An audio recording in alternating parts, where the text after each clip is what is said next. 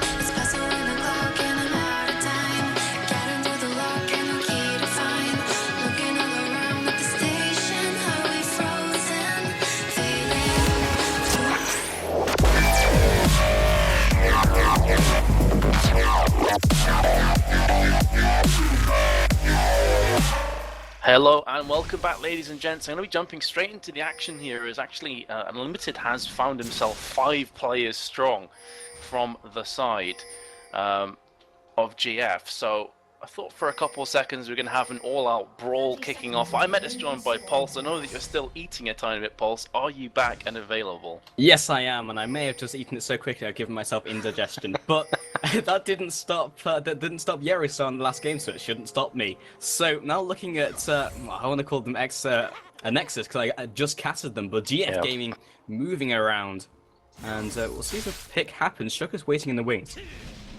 He definitely is, and as we were saying earlier in the picks and bans and just afterwards in the break, he's got his Lee Sin. It's very difficult to ban out this side of Copenhagen Wolves, but again the Damashian standard comes in. Nice Aqua Prism's going to knock up 2 players and pretty much just halt this aggression for now. Sona plants down a ward, instantly taken out though from the opposition of Copenhagen Wolves. So it's a question that I posed to you in the break, Pulse. How can you ban out Copenhagen Wolves? If you ban out the likes of Vayne against Reckless, you then got the Thresh from Unlimited to take out, but then the Lee Sin from Shook. That's not even mentioning Kautard or Youngbuck. Yeah, their champion pools are so large, you might as well just ban out what you're most afraid of. But then, well, Shook on Lee Sin is something you really didn't want to have to deal with. He'll start counter jungling very early on into the game. We actually see Jarvan starting with his red buff first. Will he go for the level 2 gank? In fact, just going to his red. So conservative start so far from Shook, but you'll know he'll just look to counter jungle Jarvan as soon as possible. He may even go straight to that red buff, expecting him to start with the blue. So already, Reds are kind of securing his buffs early on in the game. Yeah, and noticing that there has been a lane switch up in effect here. So Wooliter and also Alandix are going to go top. And that is the duo lane from GF facing up against Youngbuck.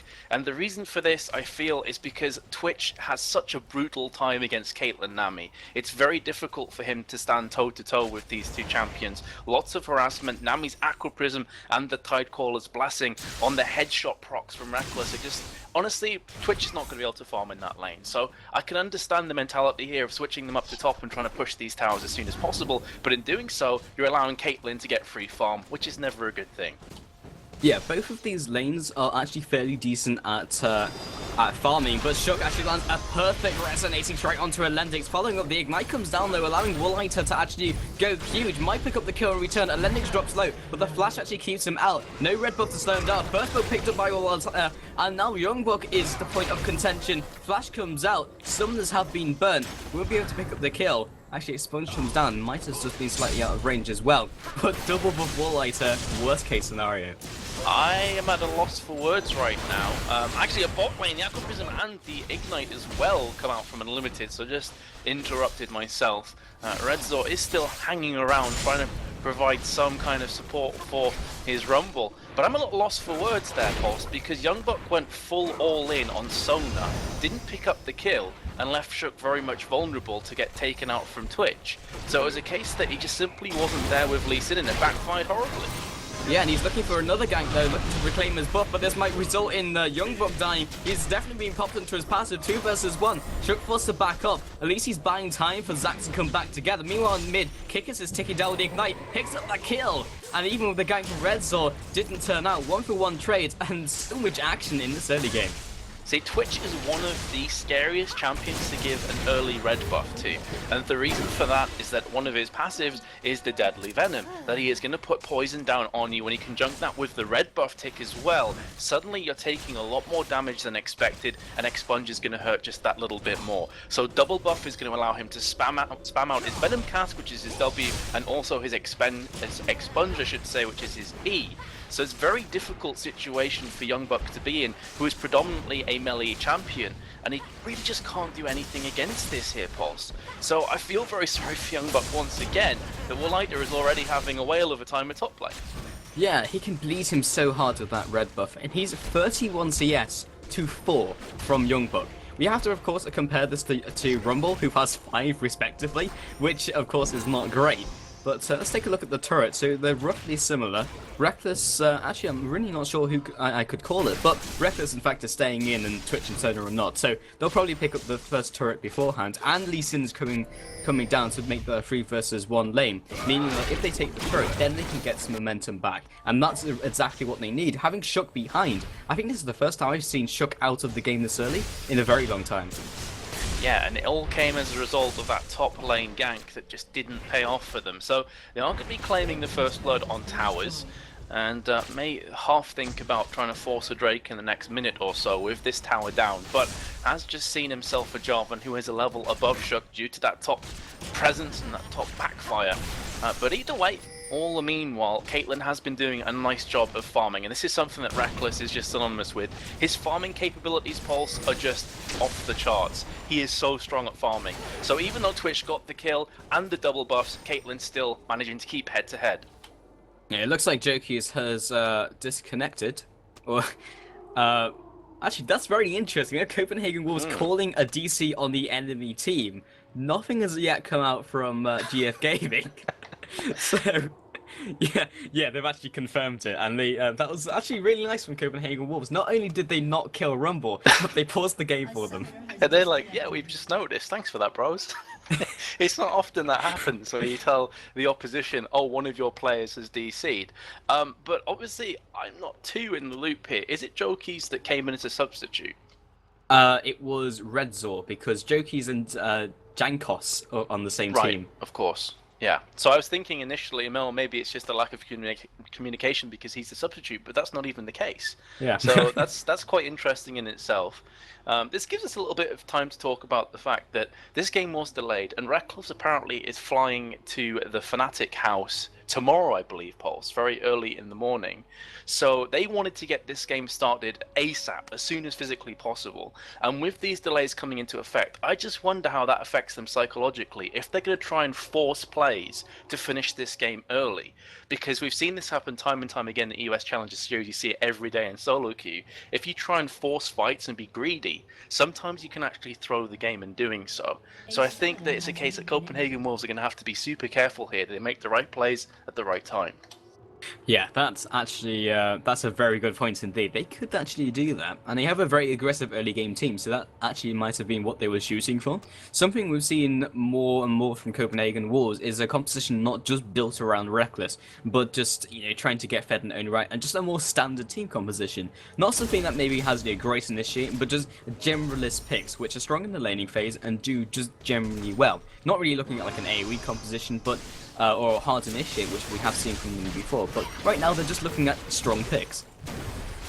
Yeah, and again, just going back to this bot lane for Copenhagen Wolves with the Nami, Unlimited plays a mean Nami and Thresh, so got one of those comfortable champions, especially alongside Caitlyn. They are pushing up to this second tier tower, and Twitch and Sona have just about managed to take down the top tower of themselves. So I'm quite curious here, Pulse. I'm expecting to see Twitch go down to that bot lane after recalling, but nothing is too sure, especially as Sona doesn't seem too interested in recalling, more opting for that ward next to blue buff.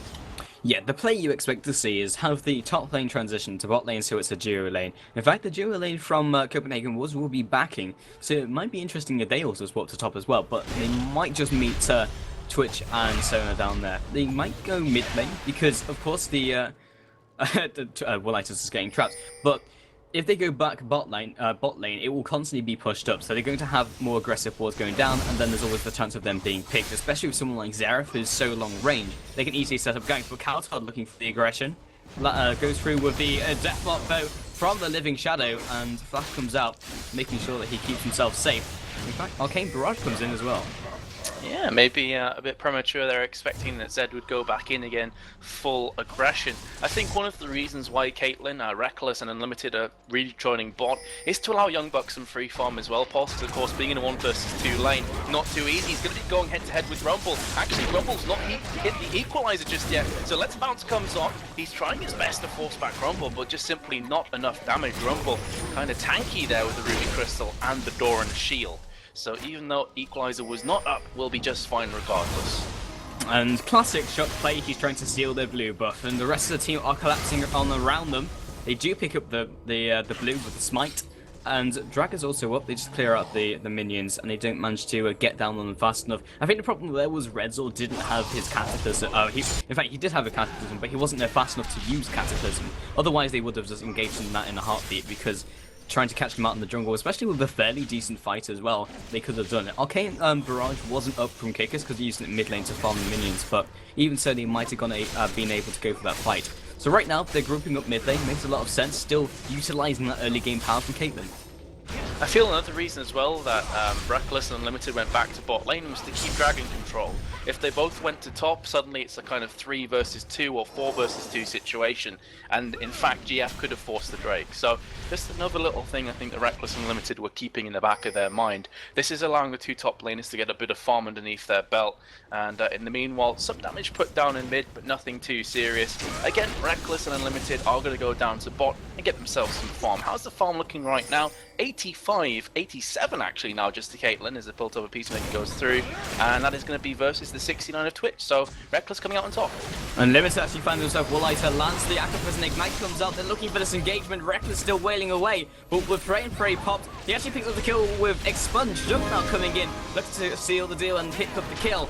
Reckless also attacks him to death, and now Alendix flashes out. Chuck may still look for this kill though, has the Dragon's Rage, could easily try and insect him, doesn't actually have any wards and doesn't have the flash, but it's enough just to connect the Q, land the Tempest, and Caitlyn finishes that one off alongside him.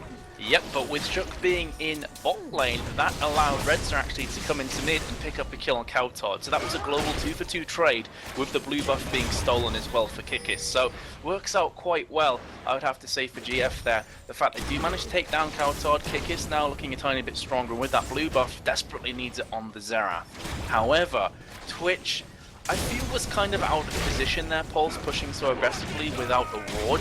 They must have known that Shook was only a few millimeters away at a moment's notice. Jokis has been caught at top lane, however, the 3 versus 1 with Nami around the corner. Doesn't want to try and steal this kill out. Actually make that a 4 versus 1 right now. It's a question of who is going to pick up this kill eventually, and the answer is Cowtard. There we go, and Wooliter looks to disrupt the recall from Reckless. Actually going to take a couple seconds to react. He probably was shopping. Wooliter just trying to stuff to set this one out, making sure that he can't escape.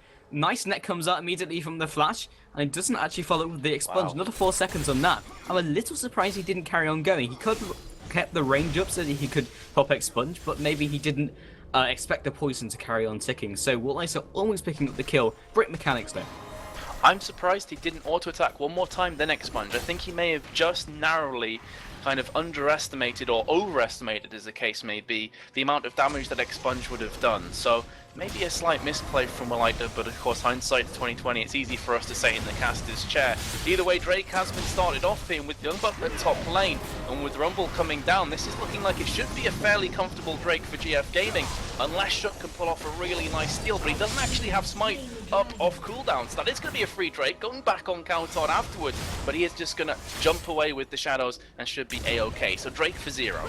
Yeah, extremely even game so far, and the Drake has actually just evened up the game even further. So, right now, when we get into team fights, it's really just a matter of who we think will win it out. So, what we said about Copenhagen Wolves lineup is that they're very just sign of generalist picks. Aggression onto Cowtard, just kind of push them away from the turret just so they can pick it on up.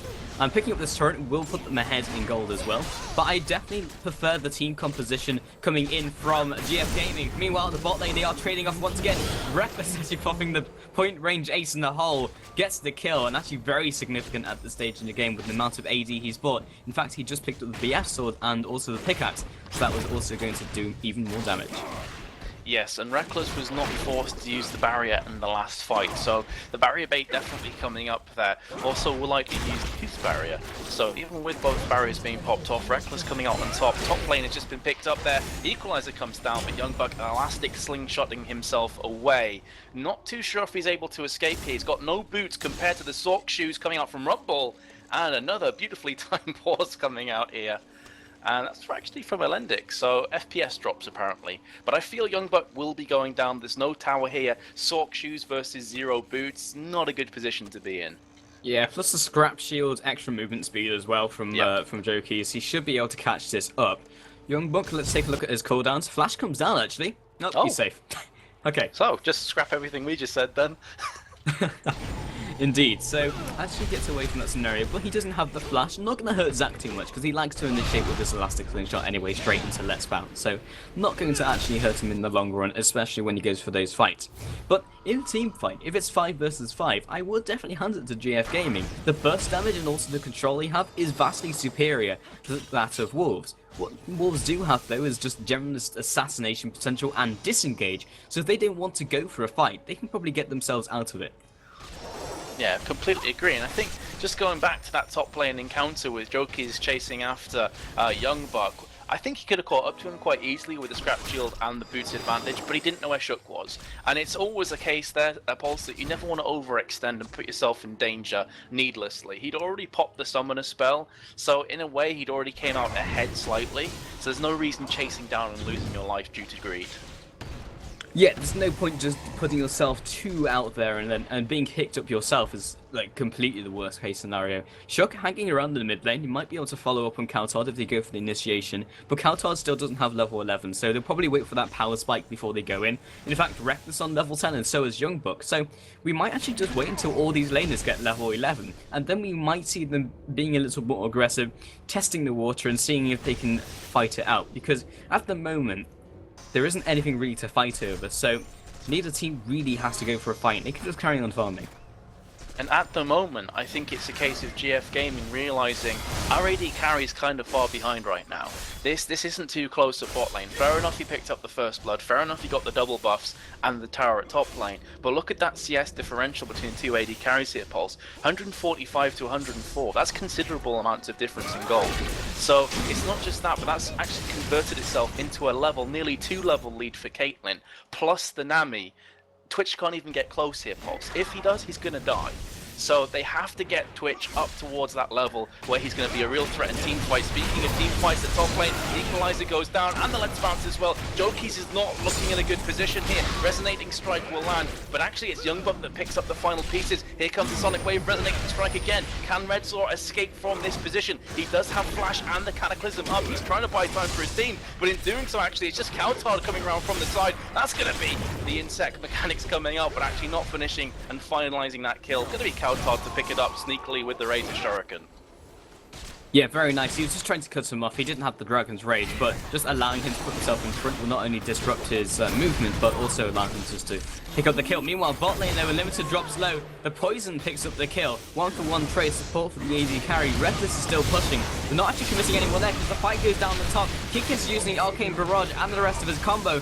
Isn't enough burst to even take down Kaltard. Sona now comes in, has the crescendo up, along with Jokies, doesn't have the equalizer, but locking them up with the crescendo might result in a kill. But they don't have anyone committed to Reckless, who is destroying their bottom turret. It's always fascinating to me watching League of Legends how the domino effect comes in. That because Reckless is so far ahead of Twitch at bot lane, he ends up dying in a 1 versus 2, as I actually said before. Couldn't afford to go into that kind of battle, but Sona was drew to top lane. Seeing that Redzo was being pushed back, knowing that without Sona's crescendo and all of the presence that she'd bring to the top lane, that tower would go. So no longer Twitch had a support, was forced back to his tower, felt desperate, did get the kill onto Nami in the end, but at the cost of his own life and his second tier tower. So it's a case like just this domino effect coming in, which we see so often from Copenhagen Wolves. They push systematically top and bottom at the exact same time. Yeah, their mid game is comparably weaker though than GF Gaming, so they might just wait it out, give it another 5 to 10 minutes, and they should be able to not only go for a fight, but force objectives on their own terms. However, because it's still the early game, you've still got the presence from Lee Sin. Zed is doing well, so he's actually got the potential to burst someone 100. Zero Kickers gets hit immediately. Insect Mechanic comes out, the Dragon's Rage knocking towards Kaltard, and now the trade comes out, Arcane Barrage comes down. Not enough damage to finish off Kaltard the second time round, and a kill comes out. That was a bit of a belated ultimate from Elendix. I'm not sure if it was kind of a, do we go in or do we just kind of back off and accept the losses of Kikis' Zerath there, but Crescendo came down just catching onto one player on top of the equalizer. So it's a case that didn't fully commit till it was too late. Here comes Youngbuck from the side though, forcing the flash from Jokies, knowing both the equalizer and Crescendo are on cooldown. They can afford to play that aggressive, and suddenly it's turned into a 10-4 scoreline, 3-2 towers, and looks like this Drake is going to be picked up for free from the side of Copenhagen Wolves. Yeah, Wolves have such a great pick composition, and the early game is just augmenting that ability just to get picks, translate that into an objective. Drake goes down, it's 5k ahead as well. If they keep up this momentum, not only will GF fall behind, but they'll never be able to go for a fight because they just won't be strong enough. They'll never get the level 11s, level 16s, those big power spikes in their ultimate. Mid tower goes down, they're looking for the initiate. Actually, both of the initiators come in, pick up the kill immediately onto Twitch. So terrifying to play against. Captain comes out from Red Zone. They're still looking for this fight though. Shook dies immediately. Less pass reclaims a kill. And Joki actually walks into them, realizes that was the worst decision he's ever made. Dies in the process. 3-for-1 trade. And this should surely be the middle turret on top of that as well. And it's just the terror of playing Twitch. Yes, he does a lot of damage. Yes, he has massive presence in team fights. But if you're against a Lee Sin of Shook's caliber, it doesn't matter if you position yourself in the middle of your team or at the back lines. He's going to insect you, kick you back into his team, and you're going to die instantly. Twitch, I don't think... Yeah, he didn't even pop off his spray and pray or flash. He had no time to react there, Pulse. So instantly you take a huge threat off the table from GF Gaming. And hey, there's the reward. 2 towers and a very vulnerable naked inhib in the middle. Yeah, I always find it very interesting with the insect mechanic because there's so many things that can happen in the split second that both of the players have to read. And there was actually a time where Insect himself actually used his maneuver, and then the target flashed backwards, and he flashed backwards behind them literally in an instant, and Zed moving over the wall with a living shadow. So there's a huge amount of room to maneuver around these maneuvers from Lee Sin. It's very interesting.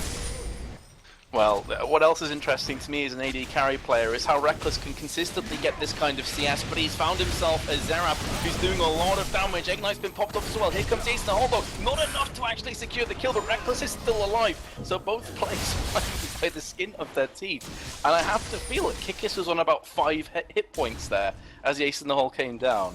I believe he was on 4. Wow. If that makes much difference, honestly, right? When you're that low, it's literally just anything can kill you. Mid lane push comes in, and the Lendix actually throws down the crescendo. Immediately gets fucked up in the process. Jenkins, though, is still throwing out some damage, and no one really to disrupt him. Redsoul trading off with Calaton. Can he do enough damage with Deathlock? The answer is no. And Talaway comes out for the counter initiate, and Woolighter flashes for the kill. Another flash from Unlimited keeps him alive. 1-for-0 trades, and Wolves actually come out ahead. Yes, and remember that was a 4 versus 4 situation with both Xerath and Caitlyn being forced to go back to spawn. Now, as it stands at this point, I would probably say that, GF Gaming would want their Xerath in these team fights no matter what because of how much presence, how much damage from long range it can do. But Caitlyn there, just imagine that Reckless and also Kikis were in that fight, Pulse. I honestly feel that Copenhagen Wolves would have cleaned up very comfortably that fight because Caitlyn is just doing so much damage. She has so much sustained damage in these fights. Very, very difficult right now for GF Gaming to bounce back from this deficit, and it's starting to spiral out of control. That's 8k and 4 towers behind they find themselves in. Yeah, and Caitlyn has absurd amounts of farm, and not only that, but 3, 0, and 4. 230 farm at 21 minutes, that's something you expect sometimes to see, very rarely I might add, from mid laners such as Zyra or Orianna or maybe Syndra. But as Caitlyn, I mean, I don't think that's basically unheard of. Having an AD carry farm past the minute is absurd. And let's actually take a look at his gold count. So 9,000, he's 2,300 gold over Twitch. At 21 minutes, that's huge. It is. What I will say about Caitlyn though is she is a very strong farmer for AD carries because of the headshot procs and also the range. And the Piltover Peacemaker is good wave clear, but that's taking nothing away from Reckless's CS thus far. Kikis has been caught out of position. Here comes Ace in the Hole, and nobody is going to be blocking that one from the team. Nice Aqua Prism as well, locking both up Rumble and Twitch, but still the Poisons are going to claim the shutdown kill onto Cowtard. So 1-for-1 trade overall. This is going to allow Reckless and Unlimited to put down some free damage at the top tower. Yep, Youngbuck's going to fall in the process, splits into his passive. I don't think anyone's really able to save him. Shook also moving around here, just kind of annoying Rumble. But Zed allows him another turn to take the top turret, and Youngbuck's going to be happy with that outcome. So perfectly fine trade as far as they're concerned. A death for a tower, worth it. well and truly, and he's only going to be down for 30 seconds. Of course, that tower will not be respawning. Shook has found himself Wild Rat, however, and this is going to be a difficult one to get away from, especially as Rumble is in hot pursuit. Constantly Shook being slowed down. Dragon's Rage comes out. Are we going to see some more wall jumps? Of course we are. It is Shook, and he has himself a Sight Stone, so he's going to be A-okay. Yeah, Sightstone is literally the best item in the world for Lee Sin because it gives him so much mobility, and plus he can use it for vision, which wards are generally used for. But the amount of mobility it gets him, and also for those classic insect maneuvers. So right now for Wolves, 9k ahead at 23 minutes is, well, a lot. I don't think you have to be you don't have to think too much about it to realize that's the case. And in the team fights right now, yes, they have their ultimates and their base damage is very good, and their composition on top of that is also stellar. GF Gaming just really can't go for it, and the company being picked as well. Case in point, in fact, Index forced to use his flash, but we won't be able to use that flash in the team fight, and just taking all these tools away from their arsenal before they even fight them. Yeah, Keltard is thinking about trying a play on Jokey's is at top right now, but they are pinging around the river. So potentially Drake is going to be up fairly soon. They want to snatch that one away as soon as possible. Looks like GF have stamped their foot down. They're like, if we're going to get back into this game, it needs to start from right now. We can't lose any more objectives. We can't give away free Drakes. We have to commit to this. So I have to feel Pulse. This could be make or break for GF Gaming. If they give up another free Drake, it could very well be all she wrote. It looks as though Young Buck is just waiting around the corner, waiting to Elastic Slingshot in. There is not a ward down, as has been shown from Unlimited with the Oracles. So Elastic Slingshot coming in. Here comes Young Buck from the side, and the Aqua Prison as well. Jokey has been completely shut down. Shook from the side as well, kicking back Willida. That's a beautiful equalizer though, stopping everybody in their tracks. But here comes the Zed and the assassination. Double kill courtesy of Caitlyn. Ace in the hole comes through on Kickers as well. Elastic Slingshot, not quite enough range, but will be getting the punch after all, after Shook jumps in as well. Yeah, unbelievable amounts of damage, and Caitlyn, level 16. That's very high for 24 minutes, and that's the third level of the ultimate. That's why the Ace in the hole did so much damage. And middle tower, middle inhib I should say, actually falling. 4 for 0 trade. Wolves just look unstoppable. They definitely do, and it's this kind of stage where I obviously can't see the chat right now for Twitch, but a lot of people are going to be saying how awesome Reckless is, and while that is very true with his CS, 276 at over 25 minutes is just mind-blowing for me personally. As you say, it's normally something you see on an AP carry, but it's his team as well. His team are definitely, providing that foundations to allow Reckless to flourish and to really branch out and to get the kills and make the big plays. Everybody is pulling their weight. Zed is a very big threat as well. Young Buck's been having a good game. Shook has just been shook. There's not many other adjectives to describe him. He's just been shook in the jungle. So that allows Reckless to free himself up and just to go crazy. Woolida hasn't had a terrible game. 5-5 is by far and away the best stats on his team.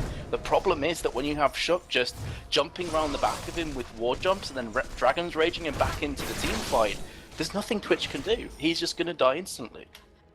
Yeah. Honestly, I was thinking about it while you were talking, Metas, and I was thinking, well, what can GF Gaming do in this situation? Like, literally, what is their play? And the answer is they can not really do anything. They can maybe go for this dive onto the Baron for the steal from Red Zor. If they do that, they'll probably just lose the game, because they'll inevitably lose an inhib in a 4 versus 5 fight. They literally have no recourse, apart from maybe getting a pick, but Wolves have been so aggressive with their warding coverage, they won't have any vision and they won't have any knowledge, so it will be a complete blind leap of faith. Well, I hate to be a party pooper, and I love to inject hype and enthusiasm into games, but, well, this is just going to pretty much seal the deal as far as I'm concerned. I was about to say, I feel this game has maybe already ran its course with the Baron being picked up, because GF Gaming was struggling enough before Baron was taken, and with the Baron buff, it's just going to be a whole new ball game. So yeah, they're already quitting out here for game number 2. But it was a case for me, Pulse, that they let too many objectives slide past them. They let that goal tally spiral out of control. And you have a look at the differentials between these two teams. Zarath's stats 0 and 5. Only has the Morellonomicon finished off and the kind of building blocks for the Rabadon's Death Cap. But you compare that to Zed, who he's facing off against in mid, Blade of the Ruined King, Last Whisper, Hexdrinker. Just all around the map, that tells the story.